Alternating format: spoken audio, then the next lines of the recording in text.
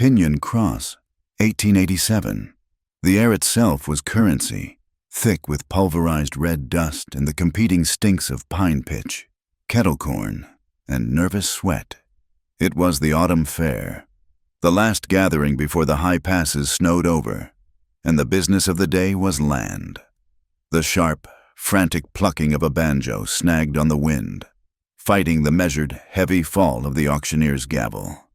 This was the Arroyo Verde land auction, the moment when futures were decided by the swing of a hammer. Men who had spent the year digging gold dust out of the creek beds now stood ready to trade that dust for soil. Maeve Whitlow stood beside the auction platform, her hands clasped so tightly her knuckles were white stones. She was 24, though the country had tried its best to age her past that. Her eyes were the color of the high country sky just before a storm, a flat blue gray that promised lightning but rarely delivered rain.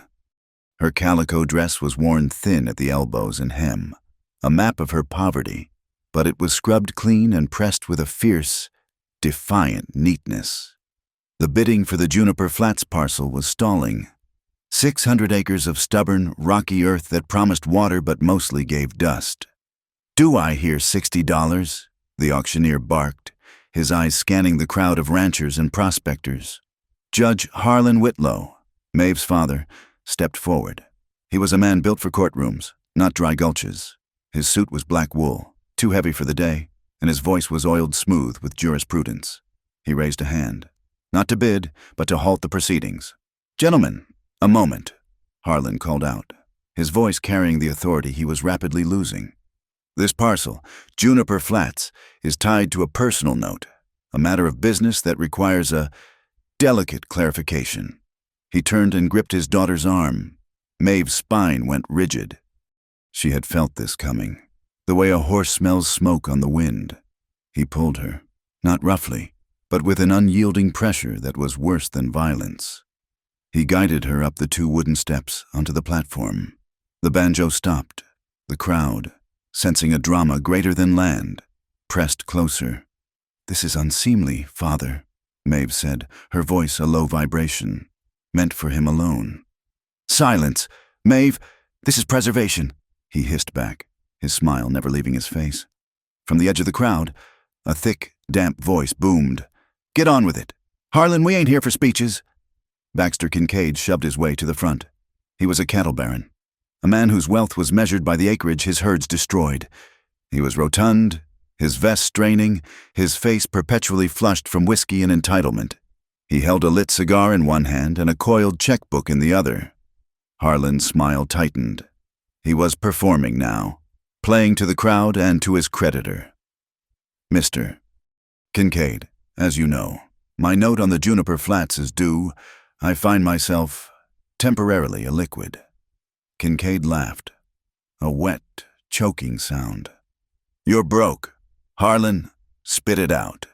"I am offering," Harlan said, his voice rising, "a binding, oral codicil to our arrangement, an assurance of goodwill. My friend, Mr. Kincaid, has long expressed an admiration for my family line." He placed his hand on Maeve's shoulder. "He has agreed to erase my debt entirely." The crowd inhaled as one. This was not a land auction. This was a trade. In exchange, Harlan continued, unable to meet his daughter's eyes, "I grant him the honor of a marriage contract with my daughter, Maeve." A collective gasp rippled through Pinion Cross. Women turned their heads, scandalized but intrigued. Men shifted, some disgusted, others calculating the value of their own daughters. Maeve felt the world tilt.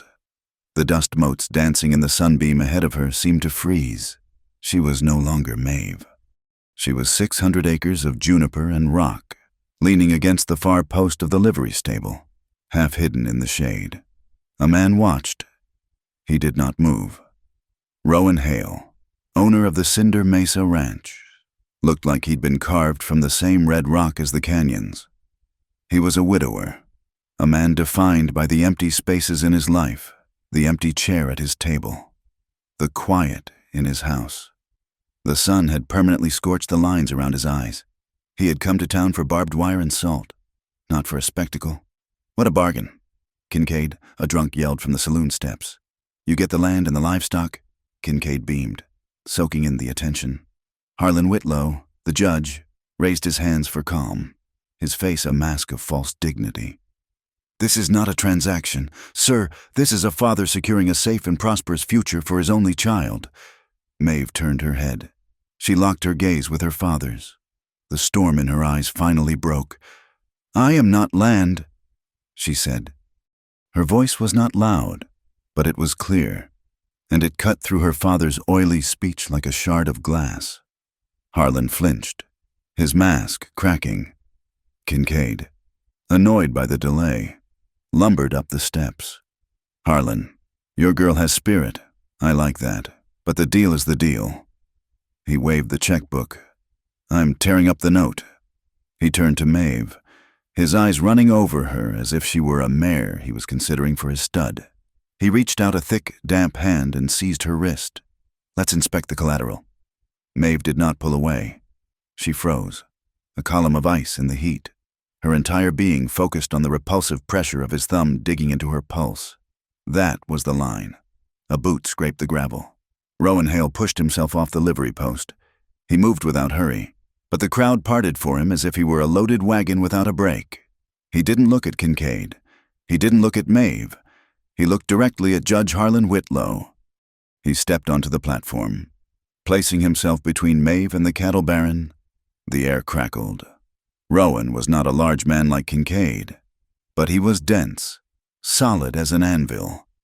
She is not cargo, Rowan Hale said. His voice was low, rough, like stones rolling in a dry creek bed. Kincaid dropped Maeve's wrist as if stung. Hale, this ain't your business. This is a family matter. You made it town business when you put her on the block, Rowan replied, still looking at Harlan. I'm taking her home. The entire fairground went dead silent. Even the wind seemed to hold its breath. Harlan Whitlow, seeing his salvation slipping away, manufactured a sneer. Taking her you with what? Hale, your land poor and haunted. Your cinder mesa is nothing but rock and grief. Rowan ignored the barb. He reached into the pocket of his worn canvas vest. He did not pull out a pouch of gold or a roll of bills. He produced a single, heavy brass key. The key to the Cinder Mesa granary, Rowan said, tossing it onto the auctioneer's block. It landed with a heavy, definitive thud. Full to the rafters with this season's wheat, enough to feed the county through winter. He reached into his shirt pocket and pulled out a folded sheaf of papers. He dropped them onto the block next to the key. And the receipts for my autumn cattle drive. Sold and delivered last week. The payment is sitting in the bank at Prescott. He looked at the auctioneer, bypassing Harlan and Kincaid entirely. That value covers the note on Juniper Flats. The debt is mine. The lady is free to choose. The auctioneer looked at Harlan, then at Kincaid, then at the solid, undeniable proof of wealth sitting on his block. This was real. This was solvent. Kincaid's face turned a shade of purple that matched the desert plums. This is an outrage. This is a private agreement. It's a debt auction, Rowan said calmly, and the debt is paid. The auctioneer, seeing the mood of the crowd shift from spectacle to satisfaction, made his choice. He banged the gavel hard. The note on Juniper Flats, satisfied by Mr. Rowan Hale. Kincaid looked as if he might burst. He spat a wad of tobacco juice onto the platform, inches from Rowan's boots. You'll regret this. Hale, both of you. He stormed down the steps, shoving men aside. Harlan Whitlow stood, his mouth open, his transaction ruined, his duplicity exposed. He was a judge with no authority. Rowan Hale turned to Maeve. He did not smile. He did not offer his hand. He simply waited. Maeve looked at her father, her eyes holding nothing but a cold, clear emptiness. She saw a weak man, terrified, and for the first time she felt nothing, not hatred, not love, just vacancy. She stepped down from the platform. She did not take Rowan's arm, which he had not offered. She straightened the seams of her worn dress. Then she paused and turned back, not to her father, but to the assembled populace of Pinyon Cross. Her voice, no longer a whisper, rang out across the silent yard, clear as a bell. "I go of my own will." She turned and began to walk toward the livery, where Rowan's horse was tied. Rowan Hale fell into step beside her, matching her pace, a silent guardian in the swirling red dust. The banjo player, sensing the drama had ended, began to play again, a slow, mournful tune that followed them as they left the marketplace behind. The ride to Cinder Mesa was a silent contract. Rowan had retrieved his horse and a sturdy pack mule from the livery, paid the hostler, and then mounted. He led the way, and Maeve followed on the mule, her small carpet bag digging into her lap. They left Pinion Cross and its judgment behind, climbing north into the high country. The world changed with every 100 feet of elevation. The flat alkali dust of the basin gave way to twisted pinyon pines and sharp, red rock hoodoos that looked like monuments to forgotten gods. The wind, which had been a mere nuisance in town, became a physical force on the plateau. It whipped Maeve's worn skirts against her legs and tore the pins from her hair, sending strands of brown lashing across her face. The only sounds were the persistent, high-pitched whistle of the wind through the pines and the rhythmic creak of Rowan's saddle leather. It sounded like an old, tired clock, ticking away the minutes of their strange, shared silence. Maeve watched the man in front of her. He rode as if he were part of the horse, a single entity, his shoulders set against the wind. He never looked back, not once, to see if she was following. He assumed she would. The thought pricked at her. He had, in essence, purchased her. He had paid her father's debt. What did he expect in return for his wheat and cattle receipts? She pushed the thought away. He had not bid for her. He had bid against Kincaid. There was a difference. She clung to it. After nearly 2 hours, as the sun began to dip and paint the sky in violent shades of orange and purple, he finally pointed. "Cinder Mesa?" She followed his gesture. Below them, tucked into a wide cut in the rock, was the ranch. It was not large, but it was solid. A long, low house with a deep porch, a sturdy-looking barn, and several corrals. A thin ribbon of creek water, lined with cottonwoods that had already turned a brittle yellow, ran past the property. As they drew closer, Maeve saw that the place was defined by an almost aggressive neatness. The woodpile beside the house was stacked with geometric precision. The porch was swept clean. There were no stray ropes, no discarded tools. Even the barn, usually the chaotic heart of a ranch, looked organized. Its main door shut fast against the elements. It was the tidiness of a life lived alone, where every object, once set down, stayed put. It was the neatness of a man trying to hold the world at bay. Rowan dismounted at the barn. He did not move to help her, but simply waited, his hands at his sides, giving her the dignity of her own arrival. Maeve, stiff and sore, swung her leg over the mule. Her feet hit the gravel with a jolt. "I'll see to the animals," he said. His voice was rough from disuse. "I can help. I know how," Maeve offered, pulling her small bag from the mule's back. "No." The word wasn't unkind, just final. "Go inside. Stove's cold, but the kindling is laid." He led the horse and mule into the dark maw of the barn, leaving her alone in the yard. The wind was colder here, funneled by the canyon walls. Maeve clutched her bag and walked to the house. She stepped onto the long porch, her boots sounding unnaturally loud on the wooden planks. She pushed the door open. The main room was dark and cold, but the air was clean, smelling faintly of cedar smoke and coffee. It was a single, large space, with a kitchen area at one end, a large stone hearth at the other, and a simple table in the middle. Like the outside, it was unnervingly tidy. Pots were scrubbed and hung. The floor was swept. There was no clutter, only the sparse, essential furniture of a solitary life. Her eyes were immediately drawn to the mantel over the fireplace. Propped against the stone was a single, silver-tinted photograph. A woman. She had dark hair and a plain dress, and she was smiling. A soft, tentative smile. Lydia. Maeve felt a sudden, sharp cold that had nothing to do with the room. She was an intruder. She was standing in a dead woman's kitchen. Then, in the shadows by the hearth, She saw it, a small wooden cradle, intricately carved. It was empty. As a gust of wind rattled the window panes, the cradle rocked, just slightly, on its curved runners. A tiny, soundless motion. Maeve looked away, her throat closing. The emptiness of the house was no longer about neatness. It was a presence. It was a vacuum left by a wife and a child. The barn door creaked open and shut. Rowan's heavy boots stamped on the porch. And then he was inside, bringing the cold air with him. He did not look at her, but moved directly to the wood stove, striking a match and touching it to the kindling. The wood caught with a whoosh, and the stove began to tick as it heated. He still had not looked at her. He spoke to the floor. "The east room is yours." He gestured with his chin toward a closed door. "It's a guest room. It has a bed." Maeve clutched her bag. "Mr. Hale, He finally looked up. His eyes, in the growing firelight, were dark and tired. "Rowan. My name is Rowan." He seemed to search for what to say next.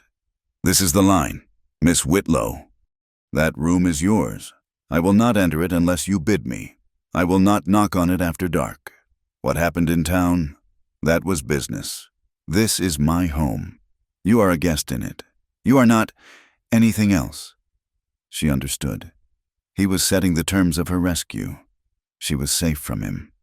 The relief was so sharp it almost made her dizzy. "Thank you," she whispered. "You can leave when you like," he added, turning back to the stove. "I'll hitch the wagon and take you to Prescott when the weather clears. If you want. I have no one in Prescott," she said quietly. "I have nowhere." He nodded, absorbing this fact as if it were just another piece of grim news. "Well, the east room, then. I'll make supper." She fled. The room was small, but clean. A narrow bed frame with a thick quilt folded at its base, a washstand with a pitcher and bowl, a small dresser. She shut the door, and the click of the latch was the first real moment of peace she had known in months. She let the carpet bag fall. She walked to the washstand and poured the water. It was icy. She plunged her hands in, the cold stinging her skin. She scrubbed her face, washing away the dust of Pinyon Cross. She looked up, catching her reflection in the small, wavy mirror. This was not a prison, but it was not a home. It was a shelter. A pause. A place where she was neither property nor person, but something in between. Her wrist throbbed. She looked down. In the dim light, the skin was already turning a dark, ugly purple where Baxter Kincaid's thumb had dug in. A mark of ownership, a brand, a cold, clean rage, different from her usual weary defiance, moved through her. She unwrapped the worn ribbon from her hair and, with quick, angry motions, wrapped it tightly around her wrist, covering the bruise. She would not look at it. She would not let this new, quiet place be tainted by what had happened. She hid the mark, even from herself. A knock made her jump. "Miss Whitlow." "Yes, supper." She opened the door. The main room was warmer now, and he had lit a kerosene lamp on the table, isolating them in a small, flickering circle of yellow light. He had set out 2 tin plates on the stove. A pot of beans simmered and a black skillet held browning cornbread. The meal was as silent as the ride. They sat opposite each other. The table, a wide, empty expanse between them.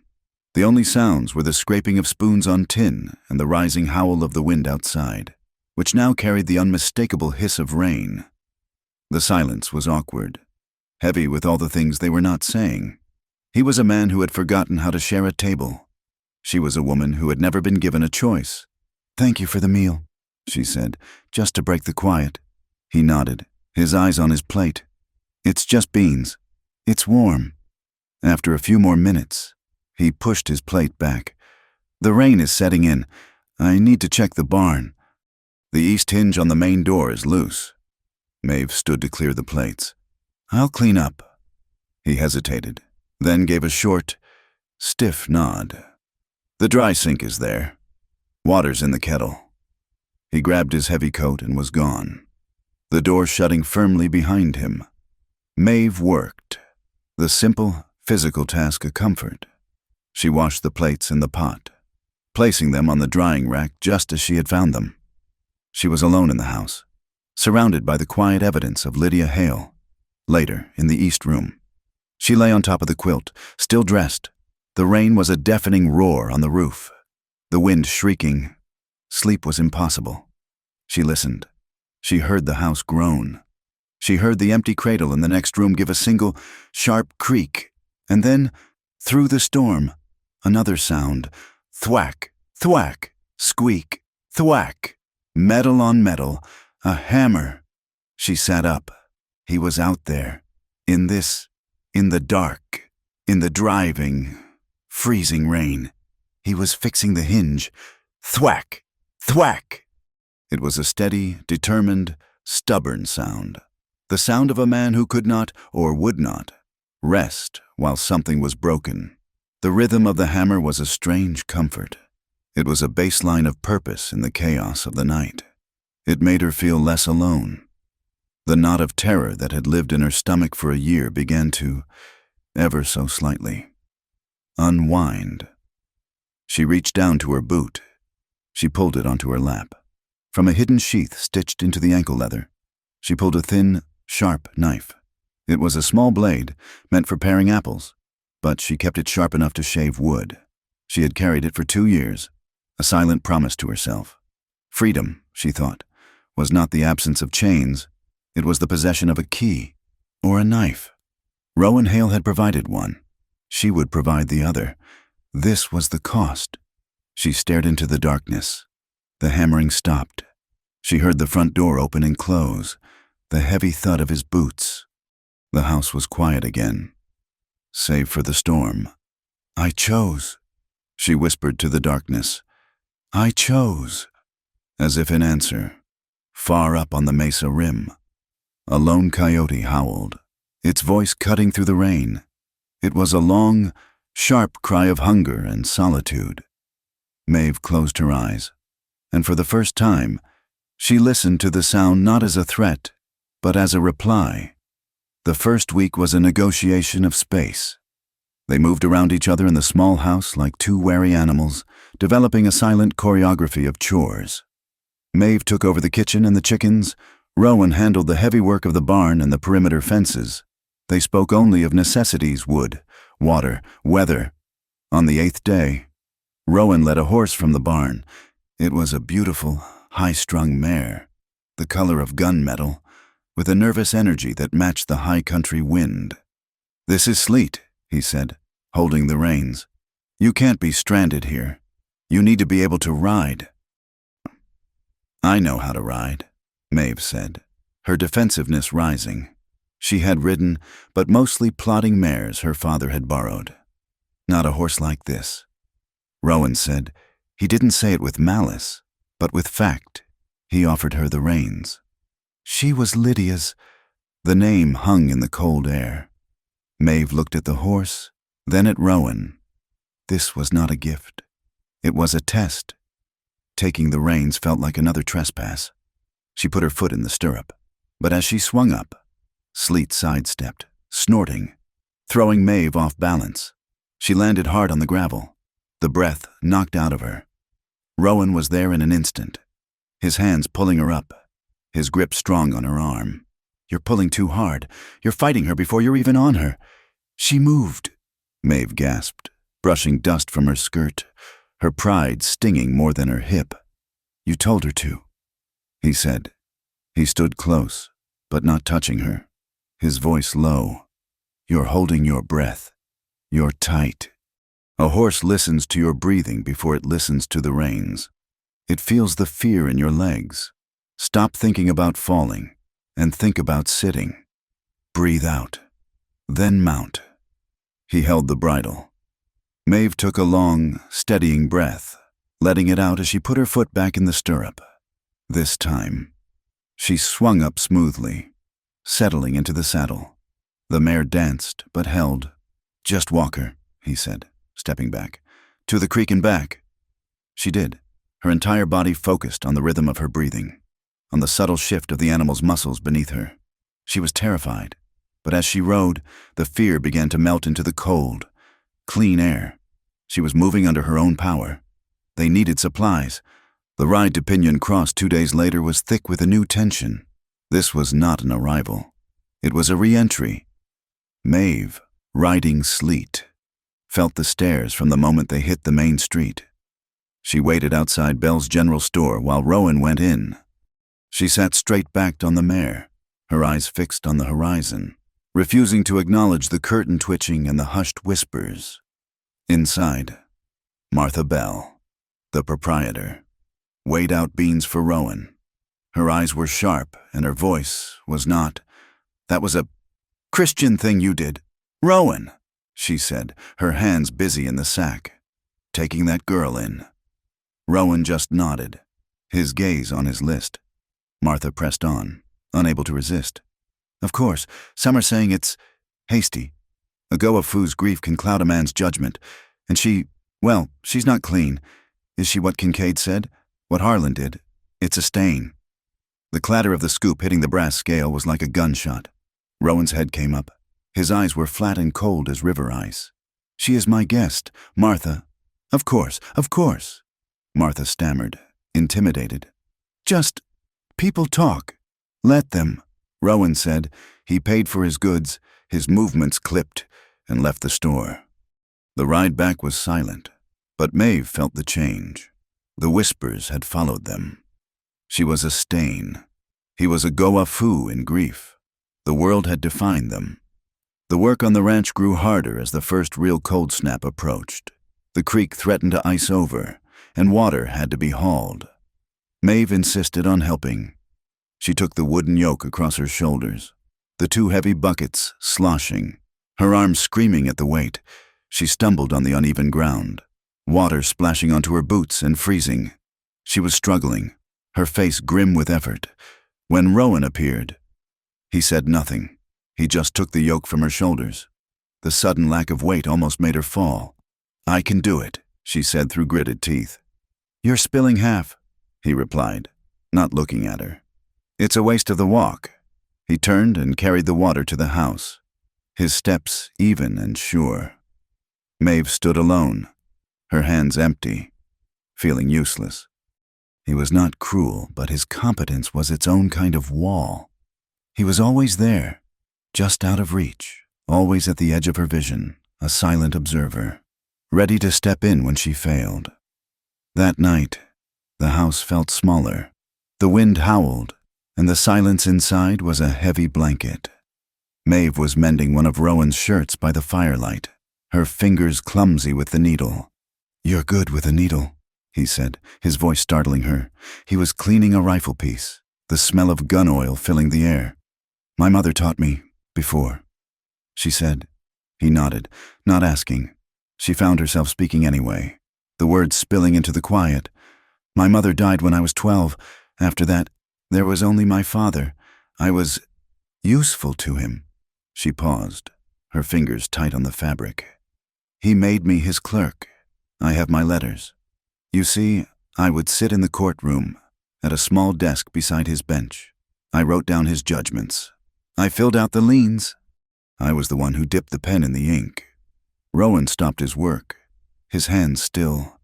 "I watched him ruin men," Maeve whispered, her eyes on the fire. "A debt deferred, a boundary line moved a few feet on a map. He used the law like a club, and I wrote it all down. I made it official. I was the ink on his pen. I damned those people just as surely as he did, and in the end, he damned me too."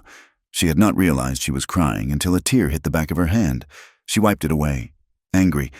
Rowan was quiet for a long time. The only sound was the fire. "Lydia was from the east," he said, his voice so low she barely heard it. "She hated this land. She hated the dust and the wind." Maeve looked up. He was staring at the empty cradle. But she believed. She believed this land could bloom, even when the rocks slid. She had a bag of seeds, roses. She said she was going to plant them right by the porch. He touched the arm of the cradle, a ghost of a caress. The rock slid. The baby. They didn't make it. She never got to plant them." It was the first time he had spoken of them. He was not sharing a memory. He was handing her a piece of his grief, a jagged stone. A silence now existed between them that was not empty, but full. It was the first time their eyes met and truly held. There was no distance. There was no judgment. There were just two wounds, open and aching in the small circle of lamplight. The next morning, the mail rider came by. A rare event. He left a single letter. Rowan picked it up from the porch. He looked at the postmark, Pinion Cross, and the handwriting. He held it for a moment, then walked inside. Maeve was at the stove. He held it out to her. She wiped her hands and took it. Her father's script. She broke the seal, her hands trembling. It was not long. Harlan was not offering an apology. It was a command. Kincaid was still willing to honor the arrangement, for the sake of the family name, to silence the gossip. Harlan had arranged an honorable wedding. She was to return to Pinion Cross in 3 days. The paper shook. She felt the bile rise in her throat. She was not a person. She was a stain to be washed clean by the very man who had marked her. She looked at Rowan, her eyes wide with a desperate, hunted look. He took the letter from her shaking fingers. He read it. His jaw tightened, a single muscle flexing in his cheek. He did not speak. He did not ask her what she wanted to do. He walked to the wood stove, opened the small iron door, and placed the letter inside. He held it there, watching the edges curl and blacken. The paper flared, a bright, angry orange. He only looked at Maeve. He waited. She watched the last piece of her father's claim on her turn to ash. She gave a single, sharp nod. Rowan let the letter go and closed the door. The transaction was over. Later that afternoon, he approached her by the woodpile. He was holding something. "Your hands," he said. She looked at her own, red, chapped, with a splinter in the palm. He held out a pair of leather work gloves. They were not new, but the leather was soft and oiled. They were small. "They were Lydia's," he said, his voice flat, preempting the question. "She never used them much. They're no good sitting in a box." Maeve hesitated, then slowly took them. She slid her hands inside. They fit perfectly, as if made for her. The leather was warm, a second skin. It was not a romantic gift. It was practical. It was an acknowledgement, a token of shared work. "Thank you," she said, her voice thick. That evening, Maeve went to the barn alone. The air was sharp with the smell of hay and animal warmth. She walked to Sleet's stall. The gray mare, usually so nervous, watched her approach. Maeve did not hesitate. She unlatched the door and stepped inside. "Hello, girl," she whispered. The mare nickered, a low, soft sound, and dipped her head. Maeve put her gloved hand on the mare's powerful neck. Sleet did not flinch. She leaned in, nuzzling her head against Maeve's shoulder. It was the first, simple, unguarded touch of trust Maeve had felt in a lifetime. She closed her eyes, one hand on the mare, and breathed in the scent of the horse, breathing out her own fear. The sky changed color first. It was mid-afternoon, and the sun did not set. It was choked, disappearing behind a high, advancing wall of yellow-gray. The air, which had been still, suddenly dropped, becoming cold and pressurized. Maeve was on the western perimeter, resetting a fence post, and she felt it before she saw it, a deep, unnatural silence. She looked up, her gloved hands tight on the post-hole digger. On the far ridge, Rowan, who had been riding the high line, was a black silhouette. He wheeled his horse, the movement sharp and sudden. He did not shout. She could not have heard him if he had. The wind struck. It was not a breeze, it was a physical impact, a solid wall of grit and sand moving at the speed of a train. Maeve dropped the tool and ran for Sleet, who was tethered nearby, already wild-eyed and pulling against the rope. The world vanished, swallowed in a churning, opaque cloud of red dust. The visibility dropped to less than 30 feet. The sound was a continuous, high-pitched scream. "The cattle!" Rowan's voice was a raw tear in the noise. He was suddenly there, emerging from the brown gloom, his big roan dancing, They're in the north pasture. They'll scatter. They'll run right off the mesa." There was no time for agreement. Maeve swung into the saddle, her body low. Her head turned from the stinging blast. She pulled her neckerchief high over her nose, the cotton already damp with her breath. It was instinct. She followed the sound of his horse, trusting him to lead. They rode into the teeth of the storm. It was like moving through sandpaper. The grit found its way into her eyes, her mouth, her clothes. Sweat, caused by the sheer effort of staying upright, instantly turned to mud on her skin. Her hair, ripped from its pins, whipped against her face, stinging her cheeks, which were already rubbed raw and flushed bright red. They found the small herd bunched and bawling, their backs to the wind, terrified. The air was thick with their panic. "Devil's Pocket!" Rowan yelled, gesturing with a gloved hand. "The line shack, we have to push them now." It was a brutal, blind fight. The cattle, blinded by the dust, wanted to run with the wind, not against it. Maeve rode Sleet hard, the mare responding with a desperate, brave energy. She cut off a yearling, turning it back into the herd, her legs burning with the effort of gripping the saddle. Rowan was a force of nature beside her. He rode parallel, his larger horse and his own body creating a moving barrier, shielding her from the worst of the direct blast. She felt the slight reprieve, the momentary decrease in the wind's velocity as he took the brunt of it. He was a solid, dark shape in the chaos, his focus absolute. They fought the herd for what felt like an eternity, finally pushing them into the narrow box canyon known as Devil's Pocket. The steep rock walls offered a natural corral. The shack. Rowan pointed to a small structure built into the side of the cliff, half dugout, half timber. They left the horses in the meager protection of the overhang, their heads bowed and tails to the wind, and stumbled toward the shelter. Rowan hauled the heavy plank door open, and the wind almost ripped it from his grasp. They fell inside, shoving the door closed against the storm. The silence that fell was not silence. It was the absence of the grit, replaced by the deafening, muffled roar of the wind passing over them and the sharp, incessant thwack of gravel hitting the roof. The shack was tiny, dark, and cold. It smelled of dry hay, limestone, and something faintly animal. A single, dirt-caked window let in a weak, brown light. They both leaned against the wall, gasping, pulling down their neckerchiefs. Their lungs burned. They coughed, spitting dust, their breath plumed in the cold. Enclosed air. 2 columns of white vapor that met and mingled in the space between them. Maeve began to shiver. The sweat on her skin turned instantly to ice in the sudden cold. It started in her shoulders and ran down her spine, a violent, uncontrollable tremor. Her teeth chattered. Rowan saw it. He said nothing. He just moved, shrugging out of his heavy canvas ranch coat, the one lined with wool. "Here," he said. "No, you can't," she protested, her voice shaking. "You'll freeze." "I'm warmer." His voice was low, leaving no room for argument. He stepped in front of her. He didn't toss the coat to her. He held it open and, in the cramped space, draped it over her shoulders, pulling the collar up around her neck.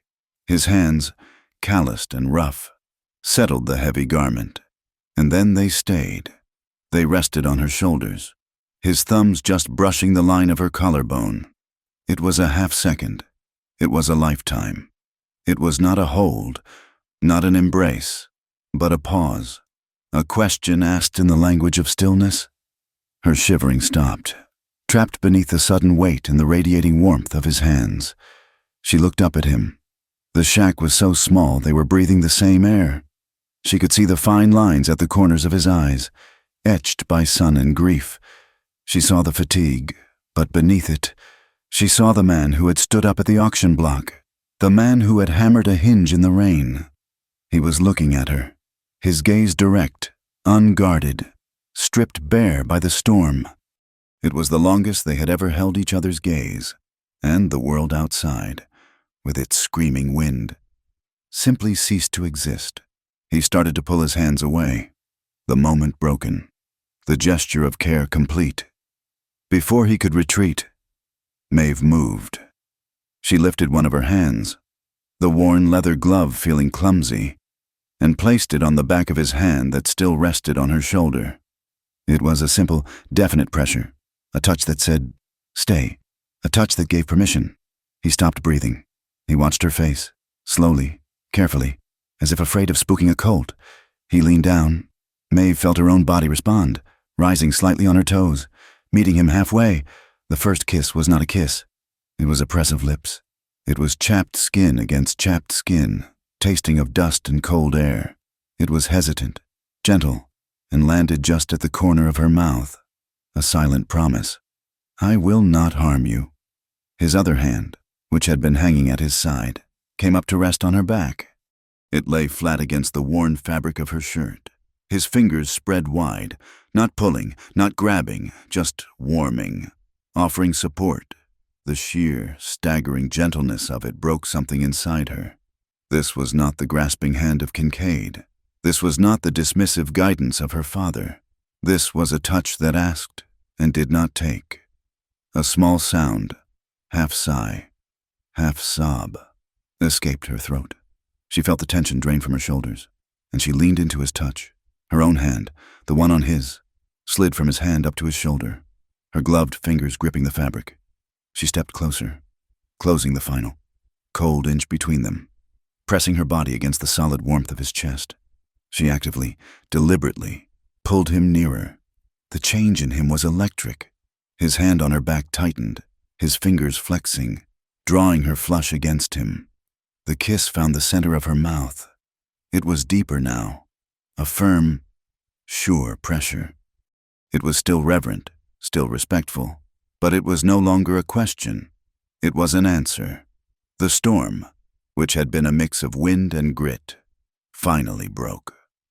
The rain came, a sudden, violent deluge drumming on the tin roof, isolating them in a bubble of sound. His lips were warm and sure, and he tasted of coffee and the faint, clean scent of the cedar smoke that always clung to him. Her heart, which had been pounding from the ride, now hammered against her ribs for a different reason, its rhythm mixing with the drumming of the rain. He kissed her as if he were memorizing her, and she kissed him back with a hunger that was not for a body, but for a home. The kiss softened, but they did not part. He rested his forehead against hers. Maeve closed her eyes, her hands clinging to his shoulders. A small, shaky laugh escaped his chest, a vibration she felt more than heard. "Maeve," he whispered. It was just her name, but it sounded new. She opened her eyes. They were inches apart. Their breath, warm and quick, fogged the cold air between their faces.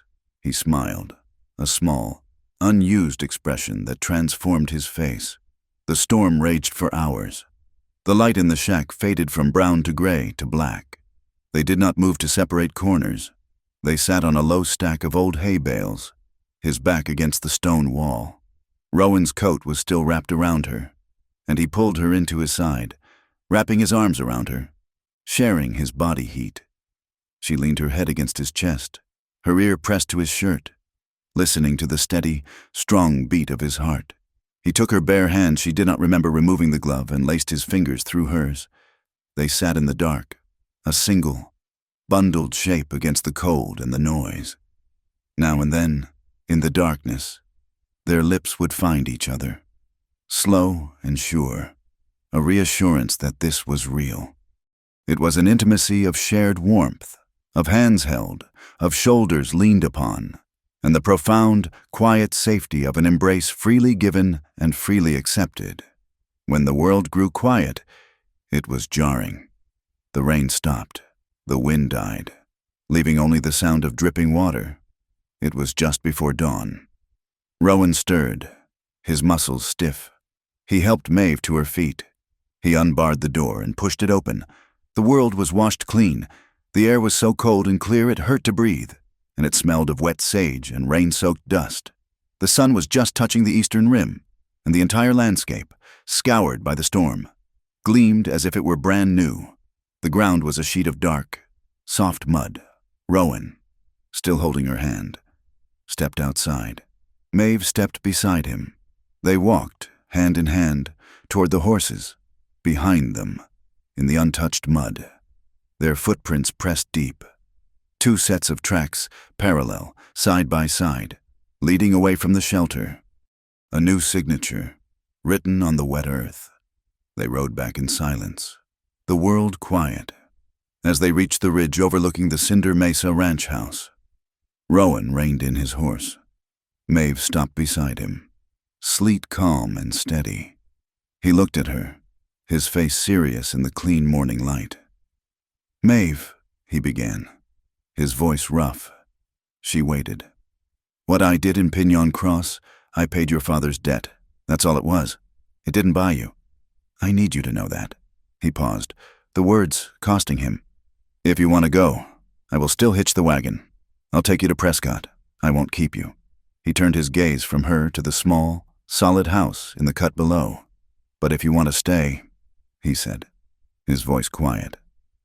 "If you choose to stay, I will build onto the house. I'll make it bigger." Maeve looked at the house, at the thin ribbon of smoke already rising from the chimney he must have banked that morning. She thought of the cold east room and the empty rocking cradle. She looked at his hand, resting on the saddle horn, the knuckles red from the cold. "It's big enough for now, Rowan," she said, and she nudged Sleet with her heel, riding down the slope toward their home. The peace of Cinder Mesa lasted 4 days. It was a quiet, working peace, fragile as the first skim of ice on the water trough. The kiss in the line shack had changed the space between them. The silence was no longer awkward. It was shared. They moved with a new, physical awareness of each other. He found himself watching her hands as she kneaded dough, and she found herself listening for the sound of his boots on the porch. They were in the barn, Maeve oiling Sleet's bridle while Rowan repaired a cracked hoof on his roan. When the riders appeared, they came from the direction of Pinion Cross, 3 of them, dark figures against the bright, cold sky. They were not neighbors. Neighbors rode with a different pace.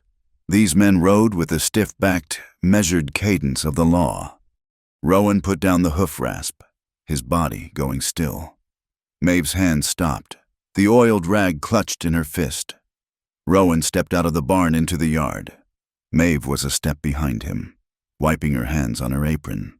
She squinted against the sun. She recognized all 3.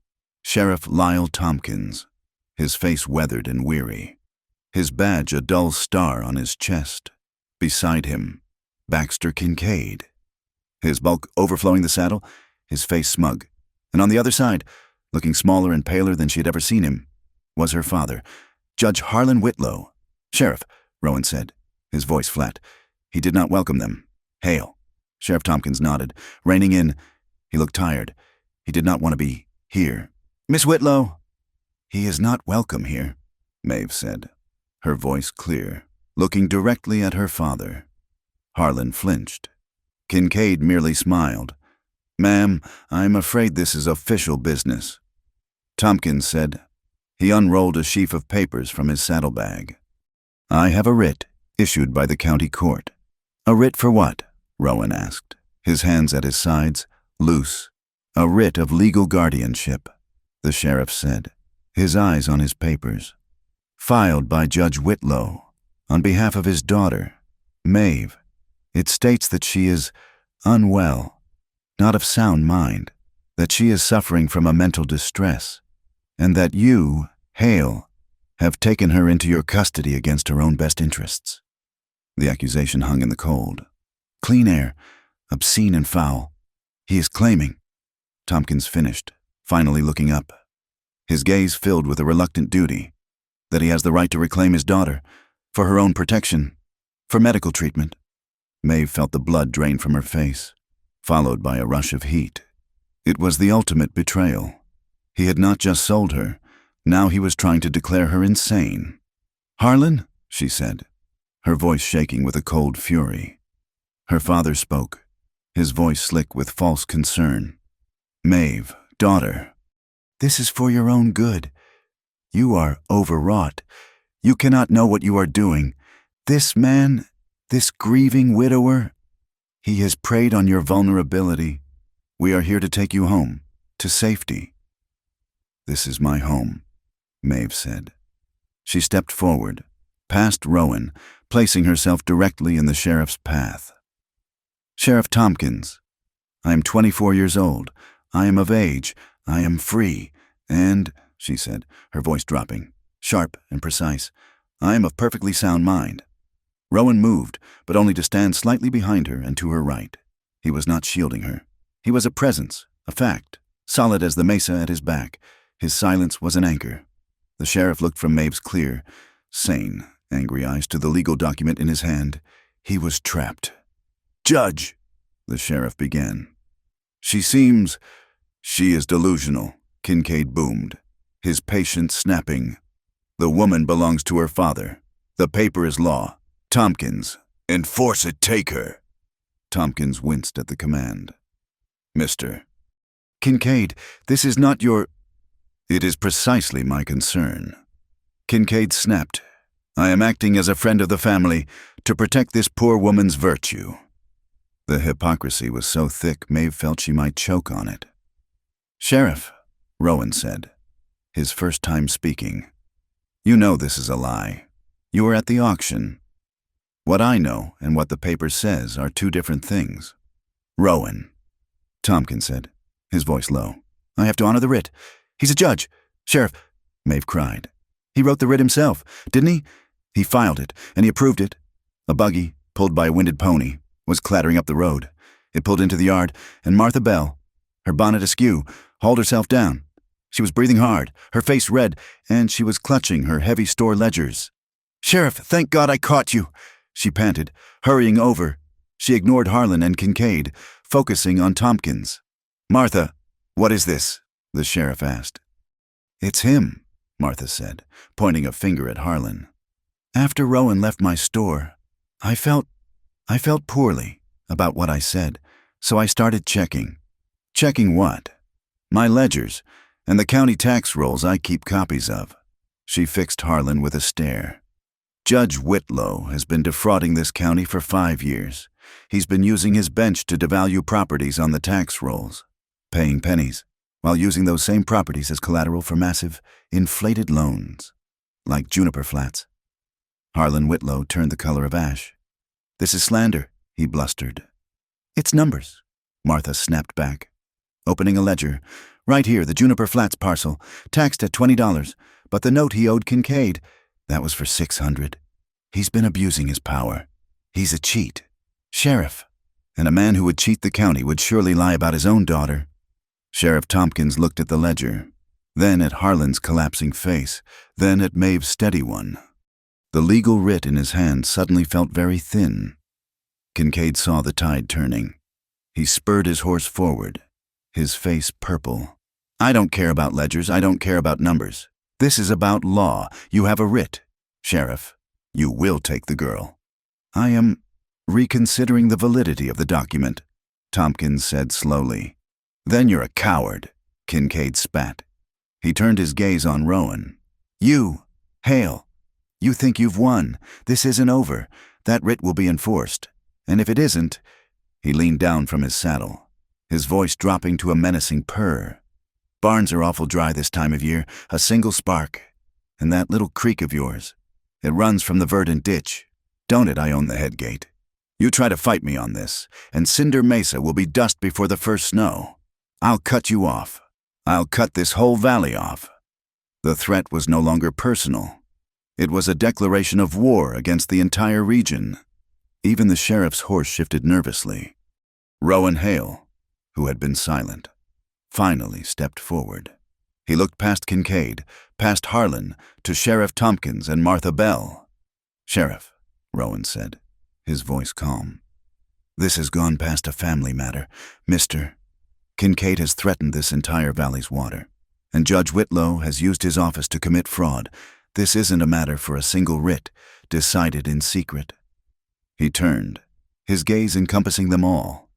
"This is a matter for the town. I propose a public hearing. Let the people decide." "A hearing," Tompkins said, grabbing the lifeline. "In the church, St. Cuthbert's. In 3 days," Rowan said. "Let Judge Whitlow make his case for his daughter's sanity in front of everyone. Let Maeve speak for herself. Let Martha Bell show her ledgers to the town. Let Mr. Kincaid explain his position on the verdant ditch to his neighbors. Let the town decide who is decent and who is not. It was a brilliant move. It took the corrupt, written law of the judge and pitted it against the unwritten, moral law of the community. Sheriff Tompkins nodded, his relief visible. 3 days. That's a reasonable stay. I will hold this writ until Sunday. We meet at the church, 10 o'clock. This is an outrage, Kincaid roared. It is a compromise, Tompkins said, his authority returning, and it is my decision. 3 days, Judge Mr. Kincaid. He motioned for them to leave. Harlan Whitlow looked at his daughter. His face was a ruin of pride and terror. You will regret this, he hissed, his voice low and venomous. You are destroying this family. Maeve looked at the man who had sold her, the man who had tried to have her committed. The last flicker of fear died, replaced by a cold, hard pity. I have regretted enough, Father, she said, her voice steady. I am done. Harlan turned his horse, defeated. Kincaid gave Rowan a look that promised fire and drought, and then they rode away, back toward Pinion Cross. Maeve stood in the yard, her hands shaking, until the sound of their hooves was gone. Rowan did not move. He just stood beside her, a silent presence, breathing the same cold air, his shoulder almost touching hers. The 3-day grace period felt less like a reprieve and more like a tightening wire. Kincaid would not wait. He had been challenged publicly, and men like him use the dark, not the law. Rowan felt it first. He sat on the porch, his rifle across his lap, watching the cinder mesa shadows lengthen and merge. He had not slept. Maeve was inside, sitting at the table, the small silver whistle he had given her clutched in her hand. He had pressed it into her palm that afternoon. If you are not with me, and you see trouble, he'd said, his voice low, this will cut the wind. I will hear it. They had practiced it once, the sound a piercing, unnatural shriek that made the horses startle, a signal. The house was silent, but the land was not. It began not as a sound, but as a vibration, a low thrum that came up through the soles of his boots. He was on his feet instantly. The thrum became a rumble. They're running, he said, his voice flat, pushing through the door. Maeve was already moving, grabbing the heavy storm lantern from its hook. The north pasture. They've cut the wire. They're pushing them toward the river. He did not waste time arguing. He grabbed his heavy coat. Maeve grabbed hers. Their movements were clipped, efficient, a team that had worked together for years, not weeks. They burst from the house. The barn was a flurry of motion. Rowan bridling his roan. Maeve sleet. The rumble was a roar now. The sound of panicked hooves. Kincaid's men, Rowan said, swinging into the saddle. They'll try to push the herd into the Arroyo Verde. They'll drown or scatter. It's ruin. Either way. What do I do? Maeve shouted over the noise. Keep the light high, he commanded, striking a match and lighting the lantern's wick for her. I'll ride the flank. Try to turn them back toward the canyon. You ride parallel. Be the wall. Don't let them break for the water. They rode out. The night was moonless, a black void. The lantern was their only world. A pitching, 20-foot circle of yellow chaos. They hit the edge of the herd. It was exactly as Rowan had feared. The north fence was down.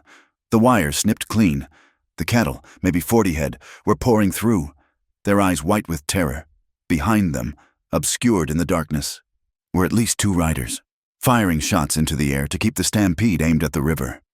Rowan! Maeve screamed as a steer broke past her. Hold the line, he roared back, vanishing into the darkness on the right flank. Maeve held the lantern high, its metal handle burning her gloved hand.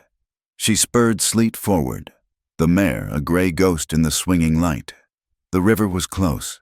She could hear the rush of the black water, smell the wet, cold mud. She was the only thing between Rowan's livelihood and the deep, fast-moving water. She pushed Sleet into the path of a half-dozen steers, turning them back, forcing them to mill in confusion. The lantern light caught the steam rising from their flanks. the mud flying from their hooves. She was turning Sleet for another pass when the world tilted. It was not a stumble. Sleet screamed, a high equine shriek of pain and terror. As her front legs were snatched from under her, the mare pitched forward, throwing Maeve clear. Maeve hit the ground hard, her shoulder and hip taking the impact. The breath knocked from her lungs. The storm lantern flew from her grasp, hit a rock, and the light died, plunging the world into absolute, deafening blackness. Sleet was thrashing nearby, neighing in pain, a tripwire, hidden in the tall grass, strung between two willows. A trap! Maeve gasped for air, her vision swimming with black spots. Got the woman, a low voice grunted, shockingly close. She heard the heavy crunch of boots on the gravel bank, the metallic click of a rifle hammer being drawn back. Sleet was screaming, still tangled. Maeve did not scream. Her right hand, driven by pure instinct, went to her boot. The thin paring knife was in her hand. She rolled onto her stomach, mud soaking her front, and scrambled toward the sound of the thrashing horse. Her fingers found the taut wire. She sliced, the small blade sharp, cutting through the rope in a single, desperate pull. Sleet found her footing, scrambling up the bank. "Where'd she go?" the man shouted, confused by the sudden darkness. Maeve was on her feet. She fumbled in her coat pocket, her fingers closing around the cold, smooth metal of the silver whistle. She brought it to her lips, her lungs still burning, and blew with all the force she had. The sound was not a sound. It was a blade of pure, high-pitched silver that sliced the night.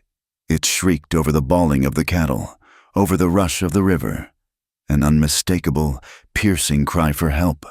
The footsteps stopped. What in God's name was that? The answer was the thunder of a single horse. Rowan came out of the dark like an avalanche. He was not a shape, he was a force, his roan horse appearing in the faint starlight. The man nearest Maeve raised his rifle, a black silhouette. Rowan did not fire. He did not slow. He rode the man down. As he passed, he swung his heavy revolver, not the barrel, but the steel butt of the grip. There was a sickening wet thud of metal on bone. The man collapsed without a sound, a dark heap on the ground. Rowan wheeled his horse, the rifle in his other hand coming up, aimed at the second rider who was just appearing from the herd. "Don't!" Rowan's voice was deathly calm. "Rowan, Maeve, we're here." It was a new voice, a woman's voice.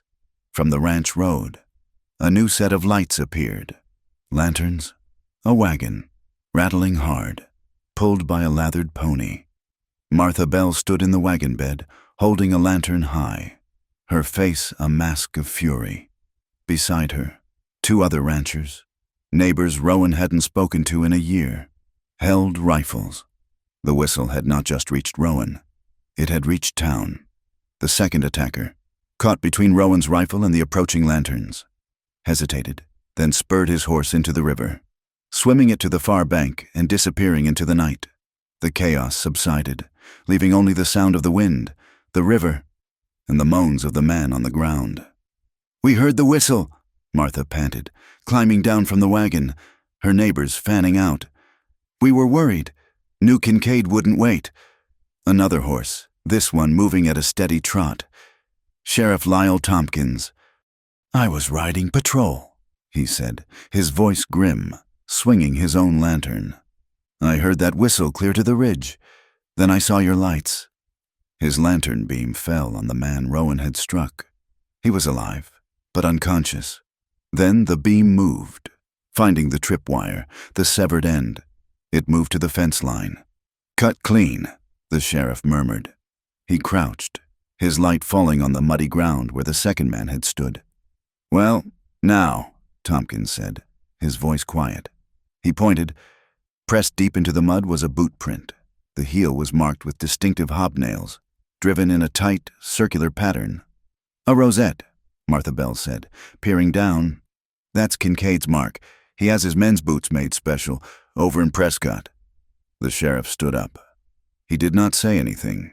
He just looked at Rowan, and his gaze was clear. The balance had shifted. Not by a writ, but by a boot print. Rowan walked to the edge of the bank, his body still tight with adrenaline. He was peering into the dark, trying to count the cattle, assess the damage. The bank, already slick, was now churned to a dangerous soup by the stampede. His foot slipped, the mud gave way, and he went down, grasping for purchase, sliding on his back toward the black, churning water. Maeve, who had been right behind him, lunged. She did not think. She grabbed his wrist with both hands. Her feet slid, and she dropped to her knees, digging her heels into the mud. Throwing all her weight backward, she felt a sharp, slicing pain as her right palm, the one that had held the knife, ground against a sharp piece of shale embedded in the bank. She cried out, but her grip did not loosen. She held him. Rowan, his slide arrested, found a foothold and scrambled back up, his breathing ragged. They were both on their knees, covered in mud, inches from the drop. He looked at her. The early mist of dawn, cold and gray, was beginning to rise from the water. He saw her face, streaked with dirt, her eyes wide. He looked down at her hands, still clutching his arm. Her right glove was torn, and her palm was bleeding freely, a dark, steady ooze. He did not say thank you. She did not say anything. The sheriff and the others were securing the prisoner, their voices a low murmur. In the center of the quiet chaos, Rowan moved. He leaned in, his body shaking from the cold and the fight. He rested his forehead against her temple, his cold, muddy cheek pressing against her warm, dirt-streaked one. They just stayed there, breathing in the cold mist, their hearts hammering in unison. They did not need words. They were alive. They were together. By the time the full, watery light of dawn had broken, the sheriff had taken the prisoner, and Martha Bell had promised to rally the town. Rowan and Maeve walked back to the house, a weary, silent pair. The herd was saved. Mostly. Rowan barred the door, the sound of the heavy wood sliding into place a note of finality. He turned, his gaze falling on the floor, slipped under the door. Sometime in the chaos of the night was a single, folded piece of paper. It was not her father's crisp, official stationery. It was rough paper. Maeve, her hand now wrapped in a clumsy bandage, bent and picked it up. She unfolded it. The handwriting was jagged, sharp, and unfamiliar. It was a single sentence. Do not plant flowers on dead men's ground. The lamp oil in the tumble saloon smelled of rust and resignation. It was barely 3 o'clock in the afternoon, a time when the only patrons were ghosts or men who wished they were. Harlan Fitzgerald was both. Maeve pushed the door open, the sliver of desert light cutting through the gloom, painting a stripe across the warped floorboards. She walked directly to his table. He did not look up until she dropped the heavy ledger onto the scarred wood. The sound was as final as a gavel. Harlan stared at the book. His hands, usually so steady when holding a glass, began to tremble. Where did you get this? He whispered, his voice a dry rasp. Does it matter? Maeve's voice was cold, flat. All the fire she had felt at the homestead had cooled into something heavy, like forged iron. The entries stopped 5 years ago, but the payments to your accounts did not. Kincaid, the railroad, the mining interests. How many? Harlan, how many rulings did you sell? He flinched. You do not understand. The costs, this office, this town. I understand the numbers, Maeve said, leaning forward. I understand that Sarah Jenkins lost her grazing rights because you ruled on a land survey you knew was fraudulent. I understand that the verdant ditch contracts were stalled for 2 years, strangling this valley, because Kincaid paid you to review them. I understand. Harlan finally looked up. The judicial mask was gone. He was just an old, frightened man, steeped in whiskey and secrets. It was the gambling, he admitted, the words spilling out, eager to find air. After your mother died, it was just something to do, something to quiet the mind, but the debts grew. A judge's salary is not a king's. Maeve, they knew I was in debt. They offered to help, just small favors at first. A continuance here. A misplaced file there. By the time I realized the cage I was in, they owned the lock. He reached a shaking hand across the table, aiming for hers. She pulled her hand back. "Maeve," he pleaded, his voice shifting into the familiar cadence of parental guilt. "Please, I did what I had to do. This town is a hard place. I kept us afloat. I raised you. I raised you all on my own. Without a mother." The words struck her, not with sorrow, but with a sudden, terrible clarity. She had been waiting her whole life for a father, and he had only ever been a judge. "You raised me," she said, her voice dangerously quiet. "But you never once raised my dreams. You buried them. You buried them under the weight of this town's expectations and your own secrets. You told me the law was a shield to protect the weak. You used it as a spade to dig their graves." She pushed the ledger back toward him. "You are done." She left him there, a man judged, in the suffocating quiet of the saloon. She returned to the homestead to find Rowan holding the original anonymous letter that had started their search. He held it up to the light of the setting sun, his brow furrowed. "Maeve," he said, turning it over, "I have seen this paper before, when I was studying law back east. The weight, the fibers." He ran a thumb over the corner. "This isn't just paper. This is court stock, the kind they use for official seals and final judgments. It is expensive, and it is not for public use." They looked at each other, the implication landing heavily between them. This was not a disgruntled farmer. The leak had come from inside the courthouse itself. His clerk, Maeve breathed, thinking of the young man who had suddenly moved away 6 months prior. Harlan's old clerk. He must have seen it all. The reality of the conspiracy, so much deeper than just her father, settled on her. For an hour, she paced the porch, the setting sun casting her long shadow across the thirsty yard. Rowan watched her, giving her the space she needed. The torment was plain on her face. "If I do this," she said finally, stopping to grip the porch rail, "I am not just exposing him, I am destroying the Fitzgerald name forever. Every case he ever sat for will be questioned, every marriage he certified, every land deed he stamped. It will be chaos. It will be a public disgrace that will hang over this valley for a generation." "And if you do not?" Rowan asked gently, joining her at the railing. "If you let him stay, he is a sickness. Maeve, Kincaid is the disease, but your father is the fever that lets it spread. How many more will be hurt? How many more people like Sarah Jenkins will be left with nothing?" "It feels like revenge," she whispered, hating the bitterness in her own mouth. "He is my father." "Is it revenge, or is it justice?" Rowan's voice was firm, pulling her back from the edge. "They are not the same thing. Revenge is for what was done to you. Justice is for what was done to others."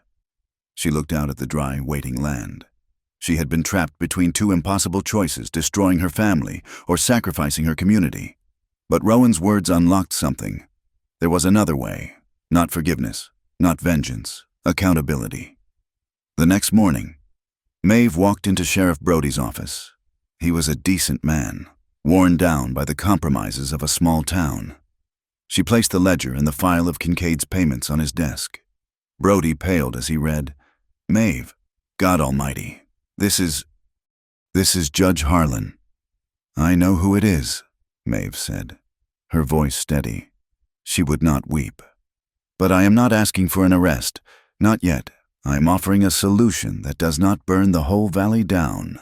Sheriff." "What solution?" "He resigns. Publicly. Today. He will cite poor health. Second, he will liquidate his assets. All of them. To create a restitution fund for the families his rulings harmed. I have the list. Third, he will be on the evening stage out of Pinion Cross. He does not come back." Brody looked at the evidence, then at her. "And if he refuses, Maeve—" "Then you arrest him," Maeve said, sliding the anonymous clerk's letter across the desk. "And I will be the first witness to testify." News of Judge Harlan Fitzgerald's immediate retirement due to a sudden ailment swept through Pinion Cross by noon.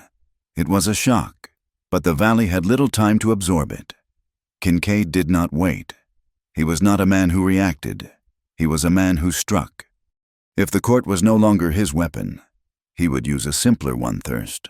By late afternoon, a rider came galloping into town. His horse lathered. He has done it, Kincaid's men. They dynamited the head gate at the upper fork. The verdant ditch is dry.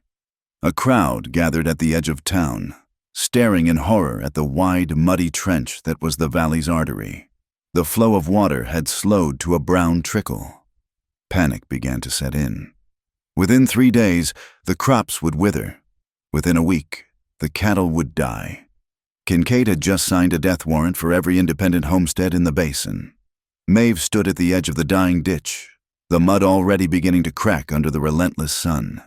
Kincaid thought he had won. He had cut off their lifeline.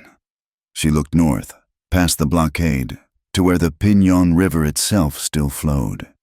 "He cut the ditch," she said, her voice ringing out in the terrified quiet. "He did not cut the river." She turned to the women standing beside her, their face masks of despair.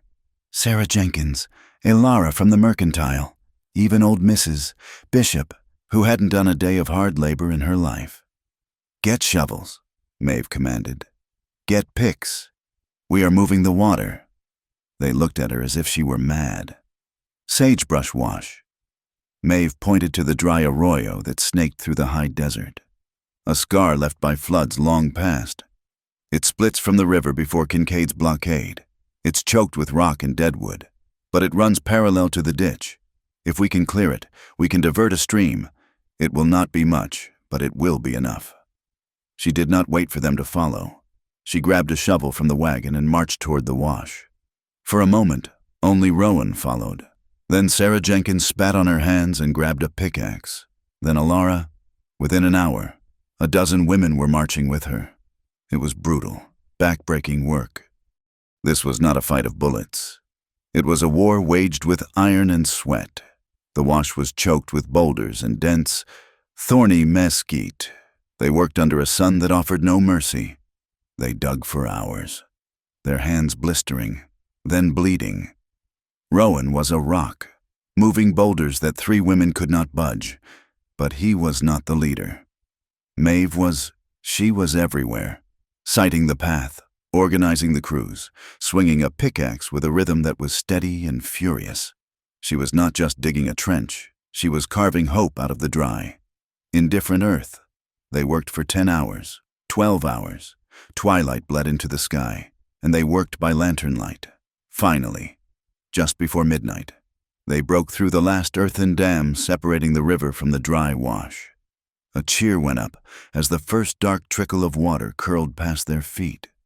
It became a stream, then a rushing, gurgling flow, disappearing into the darkness, on its way to rejoin the verdant ditch far below Kincaid's blockade.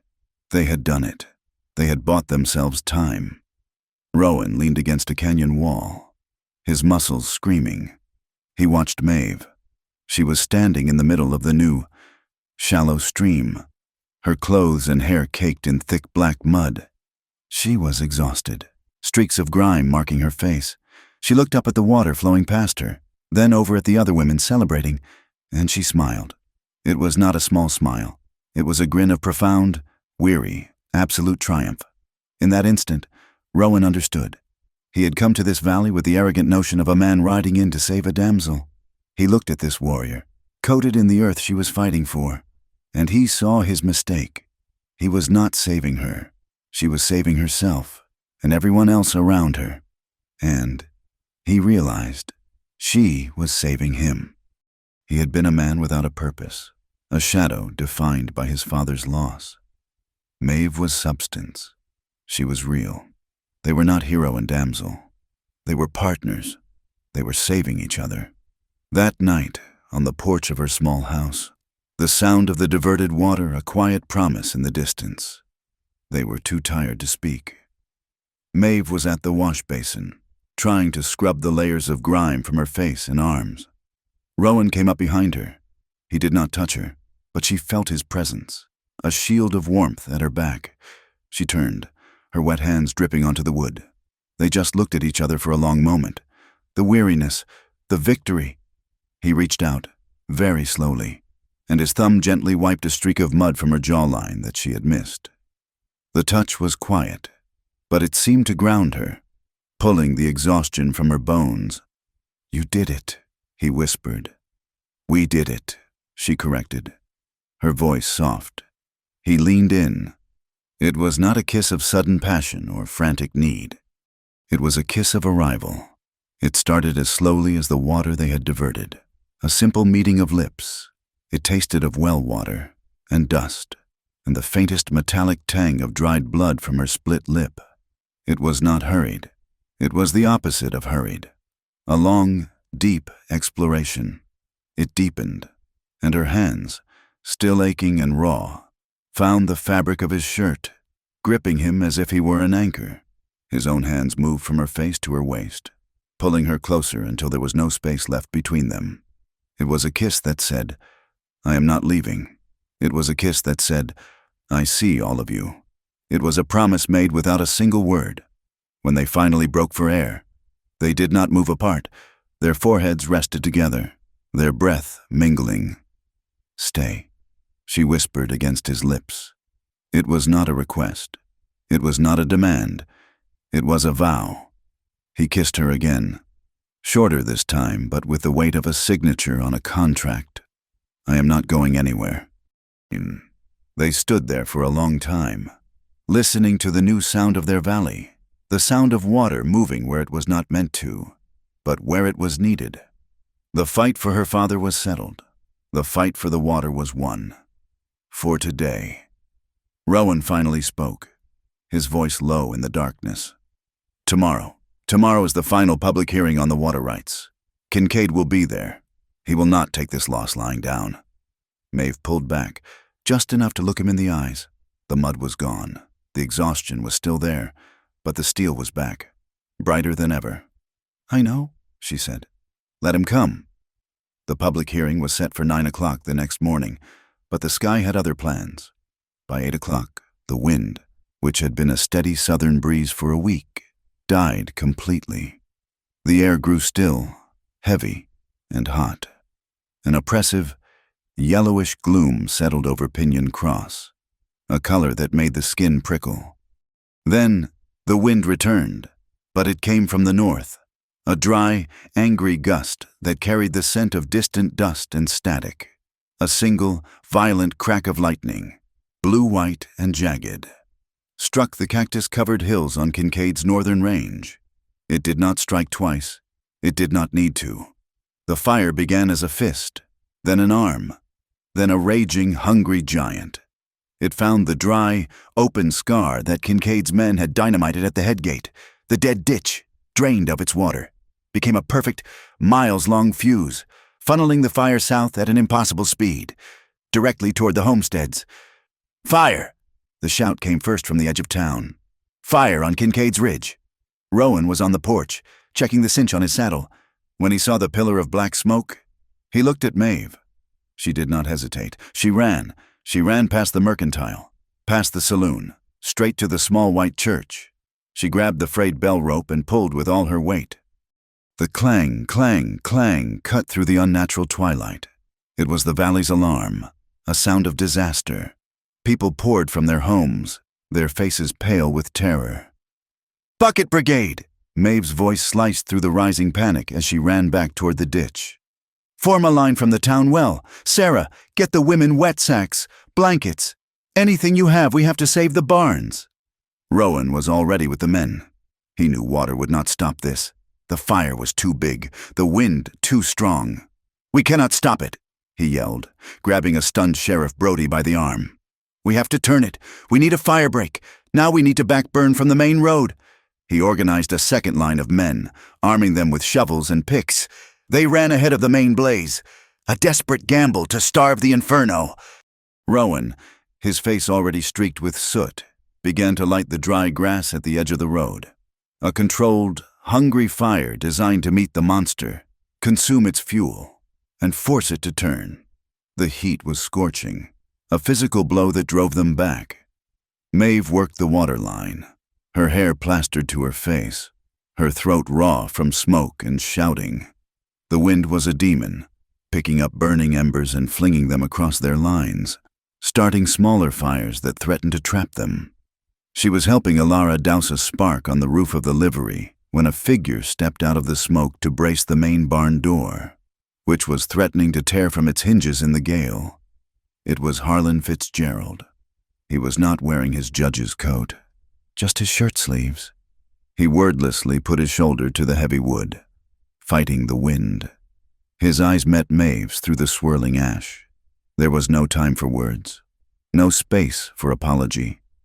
There was only the fire, and this single, shared act of preservation.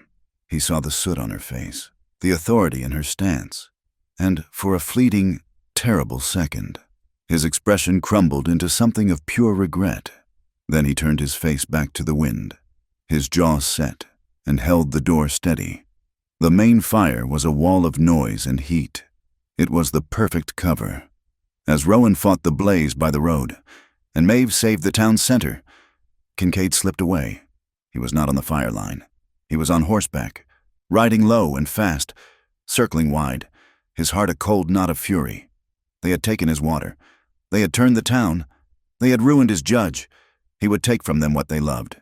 He rode straight for Rowan's homestead, for the large, well-built barn that held the entire season's oat harvest. It was Rowan's future. It was their future. Sarah Jenkins was 2 pastures over, herding her few remaining horses toward the river.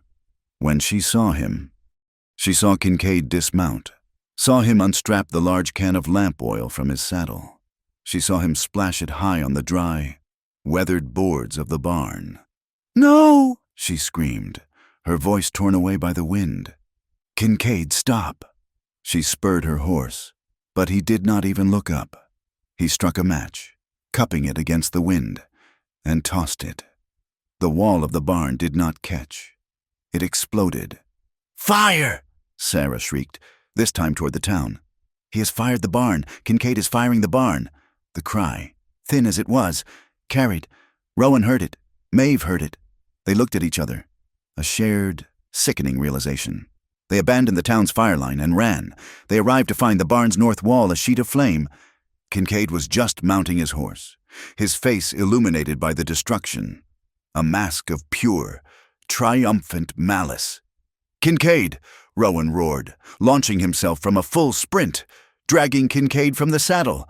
They crashed to the ground. This was not a fight. It was a brawl, fueled by smoke and hatred. Rowan was younger, faster, but Kincaid was a bear of a man, hardened by decades of brutal certainty. He bellowed, his fists like hammers. Maeve ran past them. "The horses!" she screamed. Inside the barn, trapped in their stalls, Rowan's 2 plow horses were screaming in terror, the smoke too thick for them to see the way out. She plunged into the burning structure. The heat was unbearable.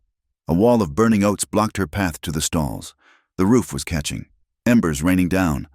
Outside, Kincaid scrambled to his feet and grabbed a heavy hay hook from the wall. He swung it, aiming for Rowan's head. Rowan ducked, the metal spike burying itself in the dirt where he had been. He tackled Kincaid again, driving him against the burning wall. "You lose everything," Kincaid spat, his hair and beard singed, his eyes wild. "Just like your father." Inside, Maeve was choking. She saw the horses, their eyes white with panic. She could not reach them. The fire was moving too fast, but she saw it a main support rafter, already blackened and smoking. It was the only thing holding the loft, which was now a sea of fire. She grabbed another hay hook from the wall. She did not try to fight the fire. She hooked the rafter. She planted her feet and pulled, using her entire body, her grief, her rage, her desperation as leverage. With a groan of splitting wood, the rafter tore free. The entire burning loft collapsed downward, a cascade of fire and smoke. It crashed between her and the burning oat wall, a massive, smoldering barrier. It blocked the fire's path to the stalls, buying her precious seconds. The crash made the whole barn shudder. It distracted Kincaid for a half-second. It was all Rowan needed. He drove his fist into Kincaid's jaw, a solid, final impact that sent the larger man sprawling to the ground, stunned. And then, The sky opened. It was not a drizzle. It was a sudden, violent, late-season cloudburst. The rain came down in solid sheets, a cold, cleansing roar. It hit the fire with a deafening hiss. Steam billowed, thick and white, obscuring everything. The deluge lasted for 10 minutes, and when it eased, the world had changed. The wildfire on the ridge was a smoking, blackened scar.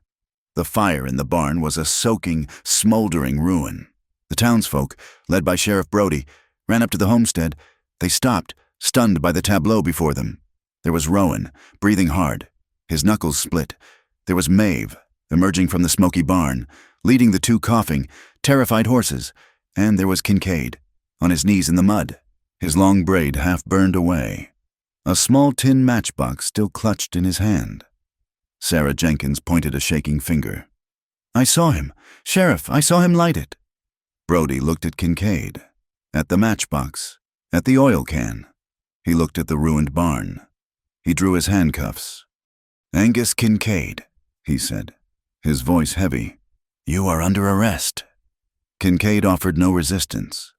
As the cuffs clicked shut, Harlan Fitzgerald walked slowly into the center of the yard, into the steady, cleansing rain. He stopped in front of the sheriff. He was soaked to the bone. He slowly, deliberately, removed his hat, holding it over his chest. "Sheriff," Harlan said, his voice clear in the sudden quiet, loud enough for all to hear. "Before you take him, there is another crime that needs answering. I'll bear my own witness first." Maeve watched her father begin his public confession. The rain, now a cold drizzle, seeped through her thin shirt. The adrenaline vanished, leaving a cold that was bone deep. She began to shake. It started in her hands and spread, a violent, uncontrollable shiver that rattled her teeth. Rowan was at her side in an instant. He did not speak. He did not ask if she was all right. He simply stepped in front of her, blocking the sight of her father, blocking the stares of the town. He wrapped his arms around her, pulling her against his chest, his own body a source of solid, dependable warmth. She buried her face in his wet shirt, her hands gripping his arms. He held her, his chin resting on the top of her head, one hand strong and flat against her back, the other cradling her head. He was trembling, too, from the fight, from the cold. They stood like that for a long time, just holding each other up, their foreheads pressed together. It was a silent, desperate, and profound acknowledgement. They were alive. They were together. The world was in ruins around them, but they were the center, holding fast. That night, the small stove in Maeve's parlor blazed, driving back the damp. They sat on the rag rug, wrapped in dry blankets. They had said almost nothing. There was nothing to say. Her father was in a cell. Kincaid was in another. The valley was saved. The ranch was half ruined. They were too exhausted to eat. Maeve's tremors had subsided, leaving only a deep ache. Rowan moved, shifting from sitting to lying on his side on the rug, facing the fire. He looked at her, his eyes heavy with weariness, and held out an arm. She did not hesitate. She lay down, curling into him, her back against his chest. His arm came around her waist, pulling her securely against him. Her hand found his, their fingers lacing together. They were still in their dry, simple clothes, the soft wool of his shirt a comfort against her cheek. Outside, the rain had returned to a steady, soft drumbeat on the roof. Inside, there was only the sound of the fire crackling and their shared, slowing breath. It was an intimacy that was not about passion. It was about survival. It was about the simple, profound comfort of a shared anchor in a storm. They fell asleep like that, tangled together in the warm, safe quiet. Maeve woke first. The light in the room was gray and soft. The fire in the stove had burned down to embers. She was still in his arms. The rain had stopped. She lay still, listening. The world was not silent. It was filled with the sound of dripping water, of the nearby ditch, now full, and the song of birds, loud and clear in the clean air. She turned slowly in his arms to look at him.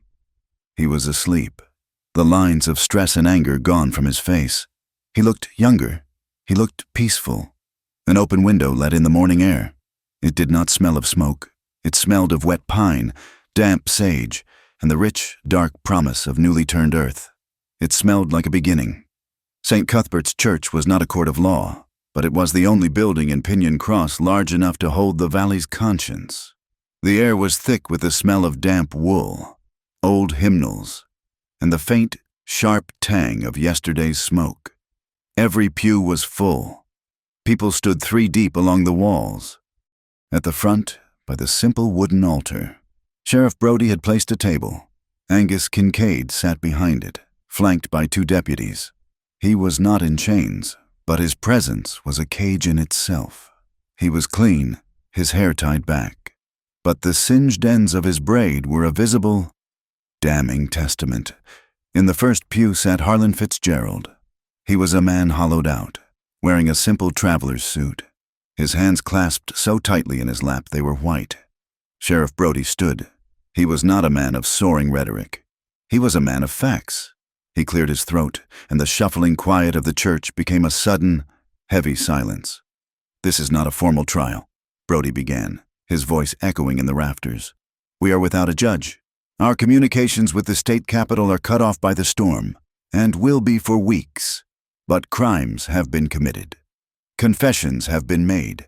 We, the people of this valley, must decide what justice looks like until the circuit judge can arrive. We are here to hear the charges and to bear witness." He unrolled a scroll of paper. "Against Angus Kincaid, multiple counts of willful destruction of property, namely, the head gate of the Verdant Ditch. 1 count of arson, for the burning of Rowan Kincaid's barn. 1 count of assault, against the person of Rowan Kincaid, and a charge of conspiracy to extort, based on evidence of a long-standing scheme to defraud the citizens of this valley of their land and water rights through bribery and judicial tampering." A low, angry murmur went through the crowd. Kincaid stared straight ahead, a small, bitter smile playing on his lips. "We have witnesses to the arson. We have the evidence of the conspiracy." Brody paused, then turned his gaze to the front pew. "And we have the confession of his co-conspirator, Judge Harlan Fitzgerald." Harlan flinched, but he stood. He did not walk to the front. He turned, right where he was, to face the pews, to face his town. "I have no right to stand here," he began, his voice dry, cracking. "I have no right to ask for your attention, much less your forgiveness." He reached into his coat pocket. He pulled out the heavy, embossed seal of the Pinion Cross Court. "This," he said, holding it up, "is supposed to be a symbol of truth. In my hands, it became a weapon. It became a tool, a spade, to dig graves." His voice broke. "Just for a second." He looked at the floor, then forced his gaze up again. "What Sheriff Brody says is true. For over 10 years, I've taken bribes. From Mr. Kincaid, from the railroad, from anyone who could pay my price. And my price," he said, his voice dropping in self-disgust, "was pathetically low. I was a man trapped by gambling debts, and by a pride that would not let me admit it." He looked from face to face. He saw Sarah Jenkins, her expression unreadable. He saw Ilara, her arms crossed. "I sold rulings. I buried land claims. I denied water rights I knew were valid. The fortune I built was stolen from you, from your hard work, from your futures." He finally let his eyes rest on Maeve. She was in the pew directly behind him, with Rowan at her side. She was not looking at him. She was looking at the stained glass window of the church, her profile as still and sharp as carved stone. "Most of all," Harlan continued, his voice thick, "I betrayed my own house. I betrayed the memory of my wife, and I betrayed my daughter." Maeve's head turned slowly. Her eyes met his. There was no fire in them, no hatred. There was just a vast, cold emptiness that terrified him more than any rage. "I taught her that the law was a shield," Harlan said, his voice shaking, speaking only to her now, though the entire church listened. "And all the while, I was using it as a sword against her, against her friends, against her home. I tried to bury her, to break her, to make her small, because I was terrified she would see what I had become, and she did. I have no excuse. I have only my shame. I have only this confession. He turned and walked to the table, placing the judicial seal gently on the wood. I, Harlan Fitzgerald, do formally resign my office, effective immediately and permanently. I surrender myself to the custody of the sheriff. He walked back to the pew and sat down. The silence in the church was absolute.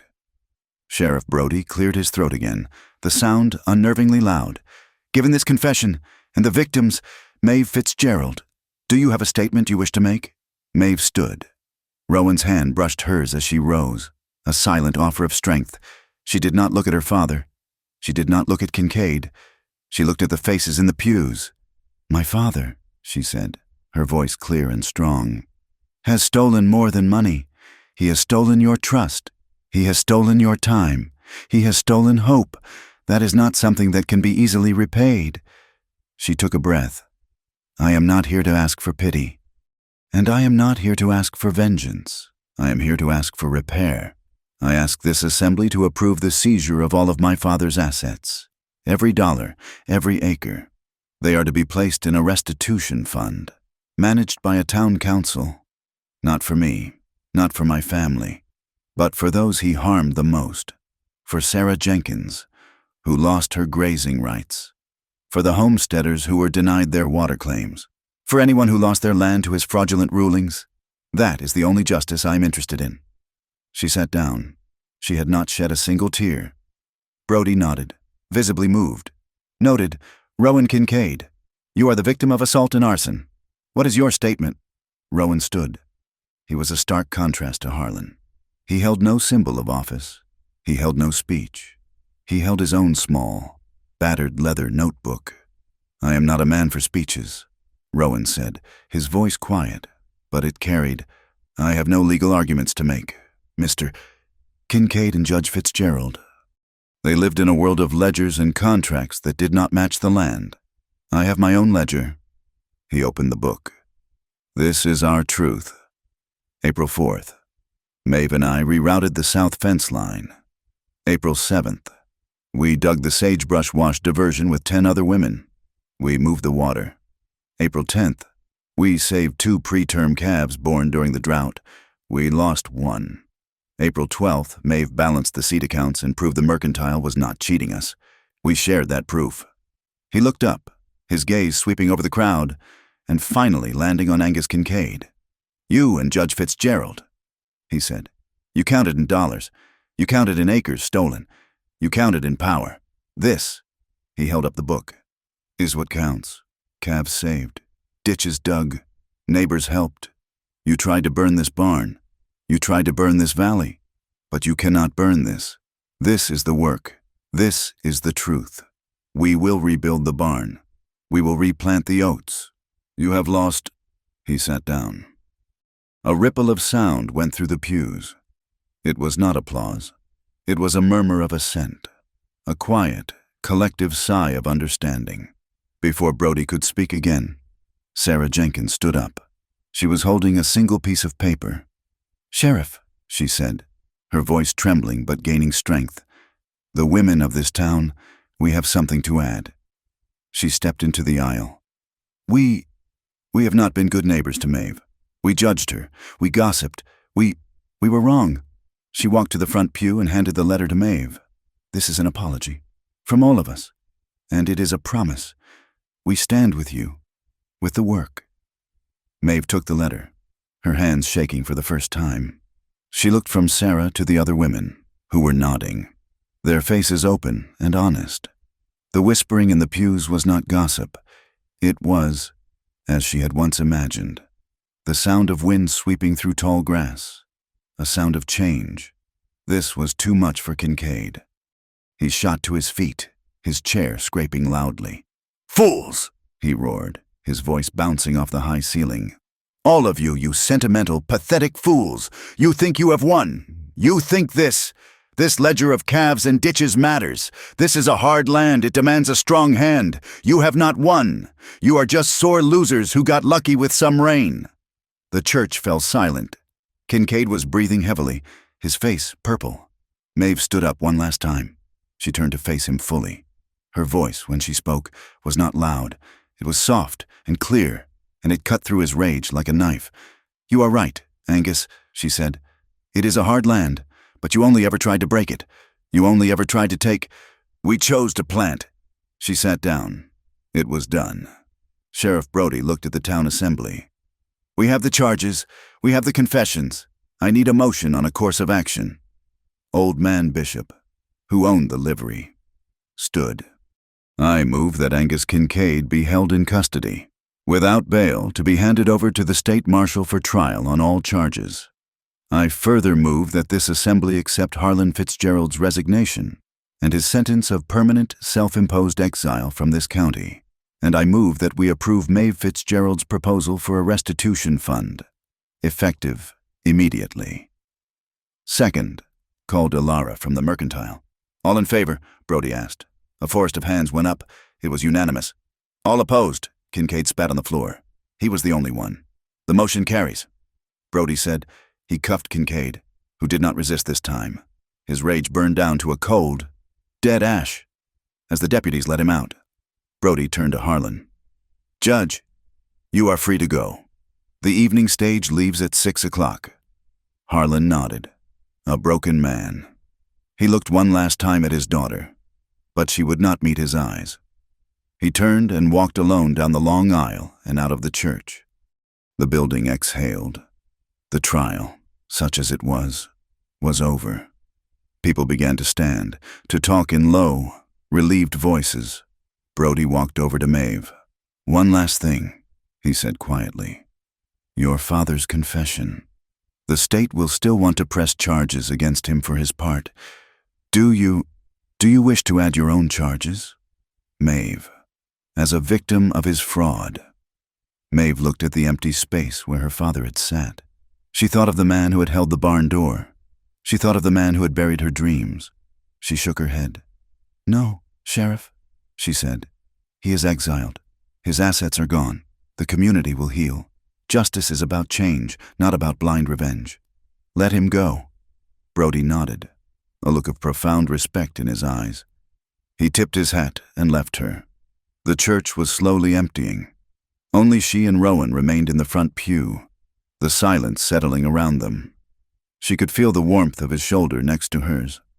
She could smell the faint, clean scent of lye soap and the leather of his notebook. She turned to him. He was watching her, his expression soft, patient. "Well," she said, her voice suddenly small, "my house will be seized." "It will," he agreed. "And your barn, it is gone. Your harvest is gone." "It is," he said. "We will rebuild it. We will replant." She looked at her hands, still raw from the digging, now holding the apology from the town. She took a deep breath, the deepest one she had taken in a year. "Rowan," she said, still looking at her hands, "your house, the one you are building, does it have room for two?" He smiled. It was a slow smile, one that reached his eyes and traced all the weariness. He gently took her hand, his fingers lacing with hers. "Maeve," he said, his voice a low, warm promise. "It has room for 3, and for all the seasons after." She finally looked up, a small, watery smile touching her own lips. He stood, pulling her gently to her feet. Hand in hand, they turned and walked down the center aisle. The few remaining townsfolk, Sarah, Ilara, Old Bishop, stopped talking. They stepped aside, clearing a path. It was not a walk of shame, nor one of triumph. It was a procession. They had entered the church as 2 broken people, defined by the sins of their fathers. They walked out of it as one, a partnership forged in fire and water. Their future held firmly in their grasp. Spring came to Cinder Mesa not as a gentle request, but as a vibrant, undeniable command. It had been nearly 1 year since the fire, since the rain, since the trial in the church. The land, scorched and scarred, had rested under a winter of deep, healing snow. Now, it exploded with life. The new fence lines that Rowan and Maeve had strung were already veiled in the pale pink blossoms of wild climbing roses, the very vines Maeve's mother had tried to cultivate. On the high pastures of Cinder Mesa, the sound of new calves calling for their mothers was a constant, joyous noise. And in the valley, the verdant ditch ran full and clear, its banks no longer a muddy scar but a ribbon of bright green, nourishing the fields of every homesteader. Maeve's small house, the one she had almost lost, was now the heart of the ranch. Rowan had rebuilt his barn, larger this time, with the help of the very men who had once looked at him with suspicion. But Maeve's first project had been one of memory. By the kitchen window, where the sun fell in the morning, she had tilled a small patch of earth. In it, she planted the seeds she had found in her mother's keepsake box, the columbines and lupines Lydia Fitzgerald had dreamed of. One early April morning, Maeve was wiping her hands on her apron when she saw it. A single stalk of deep blue lupine had opened, its petals perfect and defiant against the rustic wood of the house. She touched the bloom, her fingers gentle. It was not a ghost. It was a greeting. It was the past and the present, blooming together in the same soil. Inside, the house smelled of fresh sawn pine. Rowan was finishing his own project. It was a cradle, built of smooth, pale aspen. It was simple, strong, and rocked with a steady, quiet motion. He was not a natural carver. On the headboard, he had spent 2 hours trying to etch a single word. The letters were clumsy, a little crooked, but they were deep. Home. He looked up as Maeve entered, a smudge of wood polish on his cheek. He smiled, a quiet, comfortable expression that lived on his face now. He did not need to say anything. The cradle said it all. The work was hard, but it was shared. They toiled from sunrise to sunset, mending what was broken, building what was new. The valley was healing. With Kincaid's empire dismantled and the restitution fund carefully managed by a council that included Sarah Jenkins, small homesteads were flourishing. Families who had been choked out by Kincaid's greed were reclaiming their ancestral lands. Pinyon Cross was no longer a town of fear. It was a community of survivors. One evening, the work was finally done. The last of the new calves was tagged. The sun was setting, bleeding honey and rose gold across the western sky. The air was warm. Maeve came out onto the porch, rubbing the ache from the small of her back. Rowan was there, leaning against a post, just watching the color change. He straightened up as she approached. He held out a hand. "What is it?" she asked, a tired smile touching her lips. "It is a waltz," he said, his voice a low rumble. "There is no music." "Rowan." "There is," he insisted. He drew her closer. His hand settled firmly on her waist, and her hand found his shoulder. They began to move. It was a slow, shuffling circle on the rough porch boards. The only music was the sigh of the wind through the new pine needles, the distant call of a nighthawk, and the rhythmic scuff of their boots on the wood. Maeve leaned her head against his chest. She could feel the steady beat of his heart under her ear. He was solid. He was real. He smelled of pine and earth, and the clean sweat of an honest day's work. They danced for a long time, a silent, swaying promise in the twilight. He was no longer the haunted stranger, and she was no longer the defiant, lonely woman. They were just two people, in their place, moving as one. The golden light faded, leaving the porch in a soft, blue dusk. Rowan stopped dancing, but he did not let her go. He tilted her chin up with his free hand. His eyes, in the low light, were dark and full of a profound, quiet adoration. "Maeve," he whispered, as if her name was its own kind of music. He kissed her. It was not the desperate kiss of the rainy night, nor the hesitant kiss of their first true meeting. This was a kiss of deep, settled knowledge. It was slow. It was tender. It held all the respect and reverence he had for her. Her lips parted under his, a soft, welcoming sigh. He lifted her then, one arm under her knees, the other supporting her back, as if she weighed nothing. She wrapped her arms around his neck, burying her face for a moment in the warm curve of his throat. He carried her inside, through the kitchen, into their small bedroom, lit by a single candle on the nightstand. He set her down gently beside the bed, but he did not move away. Their bodies were still pressed together. The candlelight threw their joined shadow, tall and whole, against the far wall. "I choose this," he whispered against her temple. "I choose you." His hands moved, tracing the line of her jaw, his thumbs stroking the soft skin just below her ears. Her own hands came up, not to grip, but to explore, to map the strong line of his shoulders, the muscles of his back through the thin cotton of his shirt. He kissed her again, his lips finding hers, then her jaw, her throat, each touch a slow, deliberate act of worship. She whispered his name, and he answered with hers. It was a litany, a prayer. There was no hurry. There was no part of them that was not consumed by a simple, overwhelming, and pure sense of belonging. His fingers found the buttons of her work shirt, and he undid them, one by one, his knuckles brushing her skin. She did the same for him. There was no shame, no fear. There was only the low, flickering light, the soft sound of their breathing, and the unbelievable relief of being truly, completely seen. They lay down together, their skin finding the cool, clean sheets. He pulled the quilt over them, his arm a warm, heavy weight across her waist, pulling her flush against him.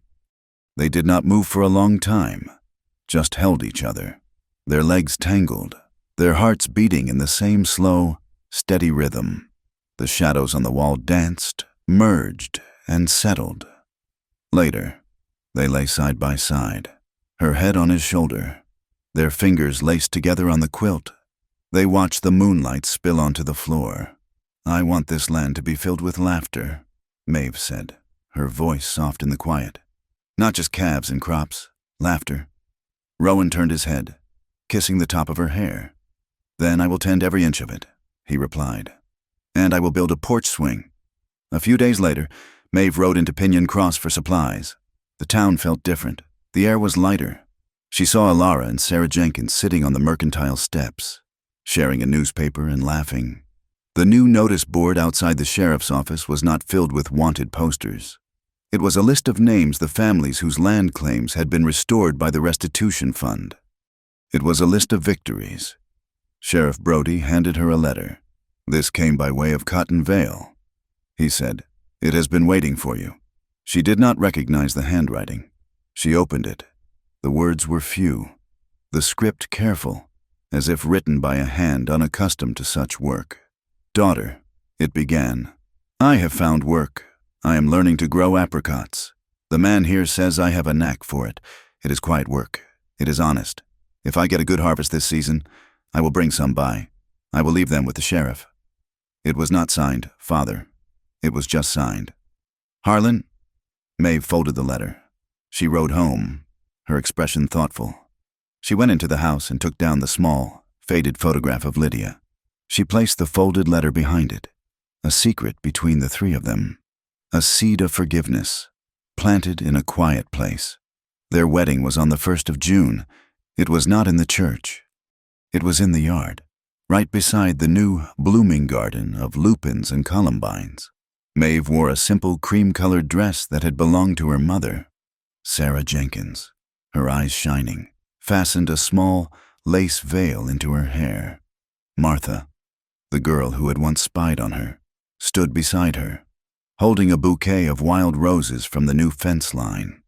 The entire valley came. They did not come empty-handed. They brought sourdough bread and fresh churned butter and 3 different apple pies. Old Bishop brought a cask of his best cider. Alara brought a bolt of fine blue cloth for a new baby blanket. Sheriff Brody officiated, his voice thick with emotion as he read the simple vows. A young man from a northern homestead had brought his violin, and as they stood hand in hand, the simple, haunting notes of Shenandoah drifted over the mesa. Rowan's voice was deep and steady as he made his promise. When it was Maeve's turn, she looked up at him. She saw the man who had fought for her. The man who had listened to her. The man who had seen her, not as a prize, but as a partner. She turned to look out at the land, at Cinder Mesa, at the full ditch, at the people who were now her family. Then she looked back at her husband. "Rowan Kincaid," she said, her voice clear and ringing in the afternoon sun. "You did not buy me. You did not win me." She squeezed his hand. "You chose me, and I chose you." He pulled her to him, his hand cupping the back of her head, and kissed her. It was a kiss of triumph, of joy, and of a profound, unbreakable peace. The crowd erupted in cheers. The violin swelled, and the celebration began.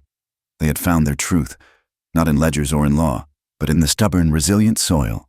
They had sown freedom and cultivated justice. And now, here, in the heart of the valley, their enduring love was finally in full bloom. Thank you for listening to this story. We would love to know where in the world you are listening from.